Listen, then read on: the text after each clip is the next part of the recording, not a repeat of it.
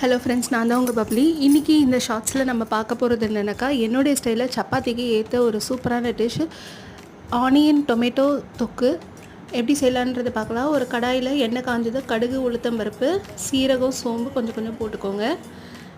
பூண்டு வந்து ஒரு 10 பல்லு பூண்டு வந்து நசுக்கி வச்சுருக்கேன். ஸோ அதுவும் ஆட் பண்ணிக்கிறேன். ஸோ இதெல்லாம் நல்லா வதங்கினதுக்கப்புறமா பொடியை நறுக்கி வச்சுருக்கிற வெங்காயம் ஆட் பண்ணிவிட்டு நல்லா வதக்கி விட்டுக்கோங்க. ஒரு பாதி கோல்டன் ப்ரௌன் கலரில் வந்ததுக்கப்புறமா தக்காளி சேர்த்துட்டு நல்லா வதக்கி விட்டுங்க. இது ரெண்டும் வதங்கிறதுக்காண்டி தேவையான அளவு உப்பு வந்து நான் முன்னாடியே சேர்த்து நல்லா கலந்து விட்டதுக்கப்புறமா அதுலேருந்து தண்ணி விடும். இப்போ வந்து நம்மளுக்கு குழம்பு மிளகாத்தூள் ஒரு 1.5 ஸ்பூன் வந்து சேர்த்து தேவையான அளவு தண்ணி ஊற்றி நல்லா கொதிக்க விட்டு இறக்கிடுங்க. ஸோ சிம்பிளாக சூப்பராக வந்து நம்மளுக்கு சப்பாத்தி, இட்லி, தோசை கூட ரொம்ப நல்லாயிருக்கும். சைட் பை வந்து பார்த்திங்கனாக்கா நான் சப்பாத்தியே ரெடி பண்ணிவிட்டேன். ஸோ இப்போ வந்து சூடாக நம்ம சர்வ் பண்ணி சாப்பிட வேண்டியதான். தேங்க்யூ.